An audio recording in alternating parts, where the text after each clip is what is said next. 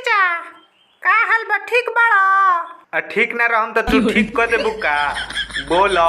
ए मोदी चाचा हमरा के एने कवर काहे खातिर लेल बड़ा बगीचा में? अरे बुचिया कजली हम और काहे खातिर तहरा के बगीचा में ले आइम?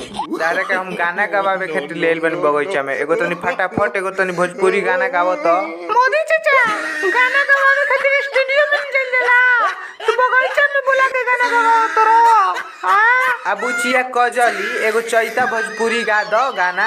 लेकिन मोदी चाचा इधर रहो ठीक बा ना, स्टूडियो में गाना गावल जाला, तू बगीचा में बुला के गाना गवाओ तोरो। अच्छा चलो एगो गा दो गाना गा दो एगो। जहिया से चढ़ल बाटे चैत के महीना, सुतेला ना घरवा बला में एको बेरा, रात भर सैया हमर बड़े टेम्परेचर तू धरावेला ठरेसर, तू धरावेला ठरेसर। वाह काजल वाह, तू तो गार्दा कर देत रू यार। मोदी चाचा एगो तू गाना गावो।